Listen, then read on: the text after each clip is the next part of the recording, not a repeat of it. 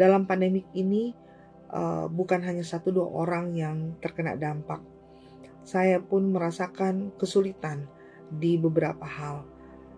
Tapi saya mau katakan, kesulitan-kesulitan yang saya hadapi, bahkan permainan emosi yang terjadi dalam diri saya, karena setiap hari saya harus deal dengan berbagai macam kasus. Apakah itu laporan baru, ataukah itu kasus yang akan diupdate. Saya harus bekerja sama dengan rekan-rekan saya di gereja mitra untuk memastikan mereka juga memiliki semangat yang sama untuk menolong anak-anak, memberikan mereka penguatan untuk tetap terus maju, memberikan mereka motivasi untuk mereka berani. Saya ingat waktu itu di awal 2020 ketika perencanaan tentang penanganan anak usia dini sudah tertata dengan baik dan program-programnya juga sudah mulai bertumbuh di PPA-PPA, tiba-tiba semua rencana yang sudah tertata tadi itu semuanya berubah, bahkan bisa dikatakan hancur gitu ya. Sekalipun dalam masa pandemi ini mereka tetap terus waspada dan mampu melakukan tugas mereka. Dan itu bukan hal yang mudah. Secara emosi saya berjuang untuk untuk bisa memahami, karena saya adalah orang yang memberikan mereka arahan dan saya berada di dalam ruangan. Sementara mereka harus berjuang di lapangan, menemui orang tua, anak, mengantar ke sana ke sini, dan ya dalam kata lain mereka menantang bahaya. Saat itu program-program di PPA tidak ada yang jalan, khususnya anak usia dini.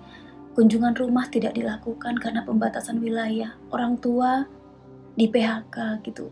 Kemudian anak-anak tidak diimunisasi, tidak ditimbang, tidak diintervensi sama sekali.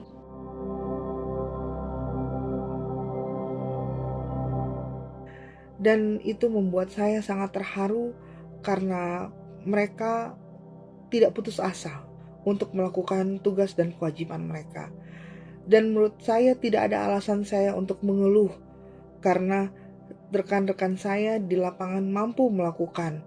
Kenapa saya harus mengeluh? Dan sementara saya berada di belakang meja di dalam ruangan yang ber-AC. Karena itu tidak ada alasan saya untuk mengatakan bahwa hidup ini, pandemik ini sulit. Saya mulai berpikir untuk melakukan konseling lewat telepon.